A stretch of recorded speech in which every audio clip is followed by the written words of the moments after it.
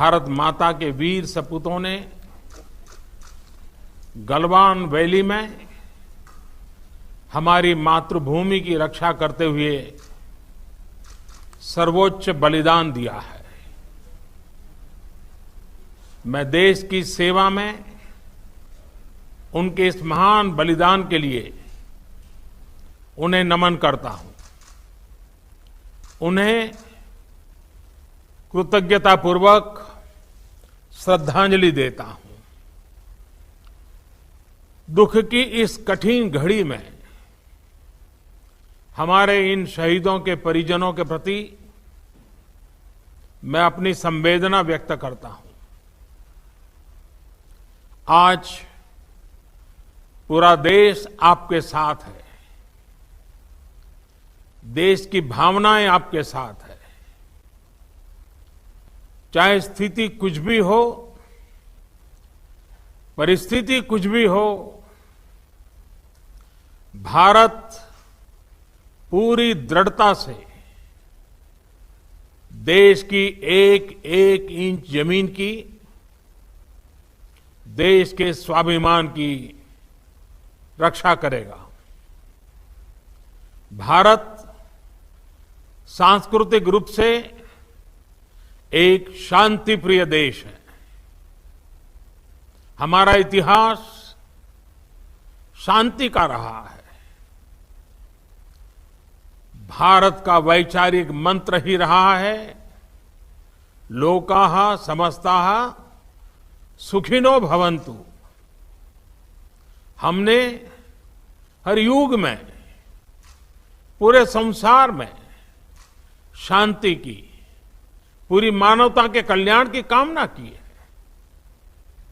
हमने हमेशा से ही अपने पड़ोसियों के साथ एक कोऑपरेटिव और फ्रेंडली तरीके से मिलकर काम किया है। हमेशा उनके विकास और कल्याण की कामना की है। जहां कहीं हमारे मतभेद भी रहे हैं, हमने हमेशा ही ये प्रयास किया है कि मतभेद विवाद न बने, डिफरेंसेस डिस्प्यूट्स में न बदले। हम कभी किसी को भी उकसाते नहीं हैं, लेकिन हम अपने देश की अखंडता और संप्रभुता के साथ समझौता भी नहीं करते हैं। जब भी समय आया है, हमने देश की अखंडता और संप्रभुता की रक्षा करने में अपनी शक्ति का प्रदर्शन किया है, अपनी क्षमताओं को साबित किया है। त्याग और तितिक्षा हमारे राष्ट्रीय चरित्र का हिस्सा है, लेकिन साथ ही विक्रम और वीरता भी उतना ही हमारे देश के चरित्र का हिस्सा है। मैं देश को भरोसा दिलाना चाहता हूं, हमारे जवानों का बलिदान व्यर्थ नहीं जाएगा। हमारे लिए भारत की अखंडता और संप्रभुता सर्वोच्च है, और इसकी रक्षा करने से हमें कोई भी रोक नहीं सकता। इस बारे में किसी को भी जरा भी भ्रम या संदेह नहीं होना चाहिए।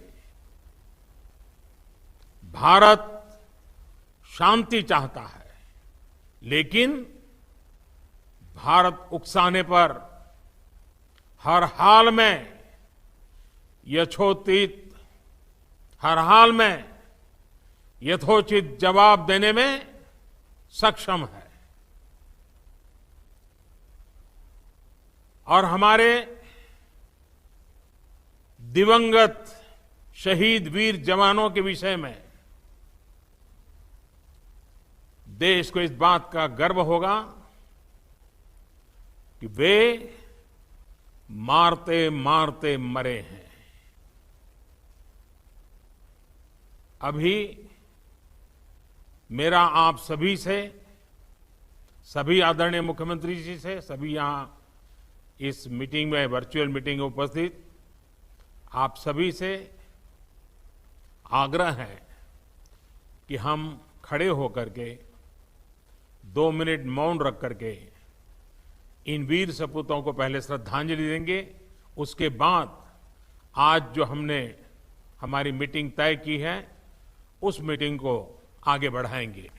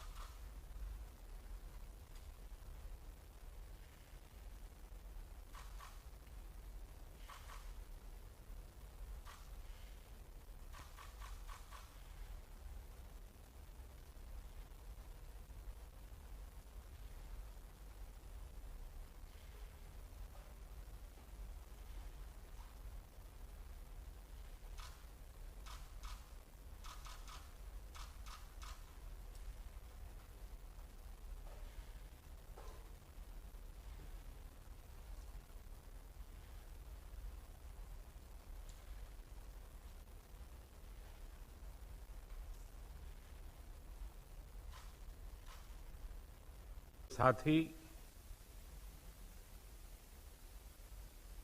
उपस्थित सभी अधिकारीगण,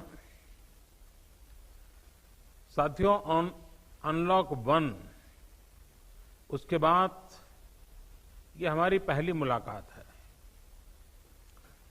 देश के 21 राज्य और केंद्र शासित प्रदेशों में अनलॉक 1 के अनुभवों पर कल मेरी विस्तार से चर्चा हुई है। ये वास्तविकता है कि कोरोना का फैलावा कुछ बड़े राज्यों में, बड़े शहरों में अधिक है, और अभी जो प्रेजेंटेशन हुआ उसमें भी उस बात का उल्लेख हुआ है। कुछ शहरों में अधिक भीड़, छोटे छोटे घर, गलियों मोहल्लों में फिजिकल डिस्टेंसिंग की कमी, हर रोज हजारों लोगों की आवाजाही, इन बातों ने कोरोना के खिलाफ की लड़ाई को और चुनौतीपूर्ण बना दिया है।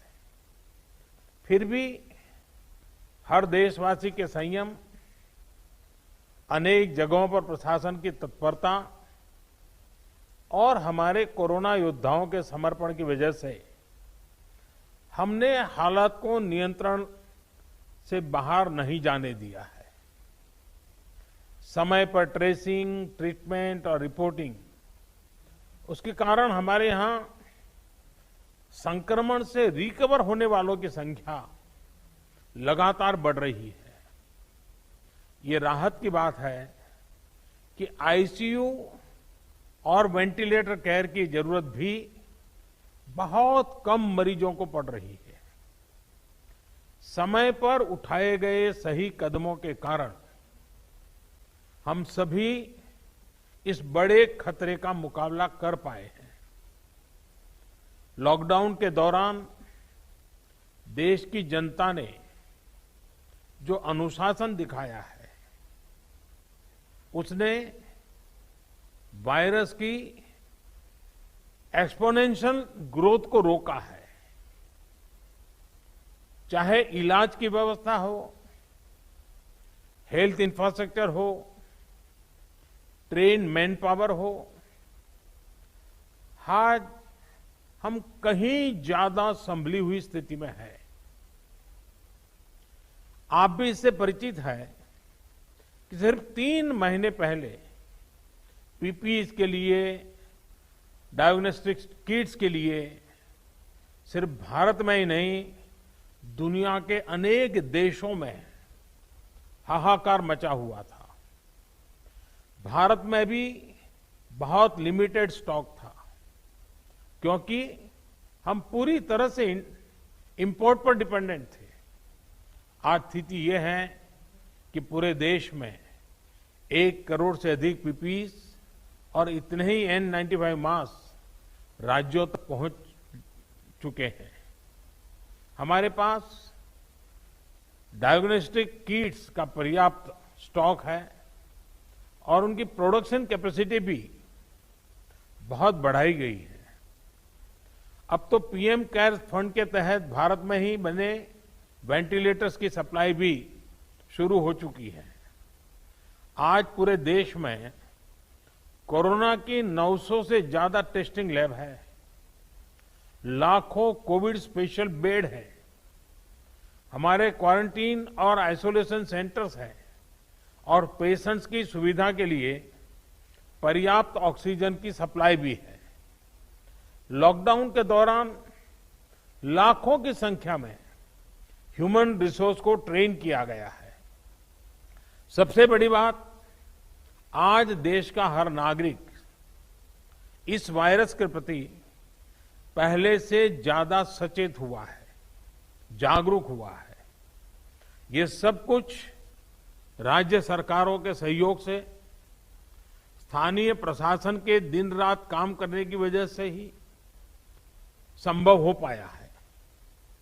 साथियों, कोरोना के खिलाफ लड़ाई में जीत का विश्वास दिलाने वाली इन बातों के बीच हमें health infrastructure, information systems, emotional support और पब्लिक पार्टिसिपेशन, इसी तरह निरंतर बल देना होगा। साथियों, कोरोना के बढ़ते हुए मरीजों की संख्या को देखते हुए हेल्थ इंफ्रास्ट्रक्चर का विस्तार करना, हर जीवन को बचाना हमारी सर्वोच्च प्राथमिकता होनी चाहिए। ये तभी होगा जब कोरोना के प्रत्येक मरीज को उचित इलाज मिलेगा। इसके लिए हमें टेस्टिंग पर और अधिक बल देना है, ताकि संक्रमित व्यक्ति को हम जल्द से जल्द ट्रेस और ट्रैक और आइसोलेट कर सकें। हमें इस बात का भी ध्यान रखना है कि हमारी अभी की जो एग्जिस्टिंग टेस्टिंग कैपेसिटी है, उसका पूरा इस्तेमाल हो और निरंतर उसको एक्सपांड भी किया जाए। साथियों, बीते 2-3 महीने में काफी संख्या में क्वारंटीन और आइसोलेशन सेंटर का निर्माण हुआ है। इसकी गति हमें और बढ़ानी होगी, ताकि कहीं पर भी मरीजों को बेड की दिक्कत ना आए। कोरोना के इस टाइम में टेलीमेडिसिन का महत्व भी बहुत बढ़ गया है। चाहे वो होम क्वारंटाइन या आइसोलेशन में रह रहे साथी हो या फिर दूसरी बीमारियों से पीड़ित हो, सभी को टेलीमेडिसिन का भी लाभ मिले, इसके लिए हमें अपने प्रयास बढ़ाने होंगे। साथियों, ये आप भी भलीभांति जानते हैं कि किसी भी महामारी से निपटने में सही समय पर सही इंफॉर्मेशन का बहुत महत्व होता है और इसलिए हमें ये भी ध्यान रखना है कि हमारी हेल्पलाइंस हेल्पफुल हो, हेल्पलेस नहीं होनी चाहिए। जैसे हमारी मेडिकल और पैरामेडिकल स्टाफ हॉस्पिटल में कोरोना से जंग लड़ रहे हैं, वैसे ही हमें सीनियर डॉक्टर्स की बड़ी टीमें तैयार करनी होगी, जो टेलीमेडिसिन के माध्यम से बीमारों को गाइड कर सके, उन्हें सही इंफॉर्मेशन दे सके।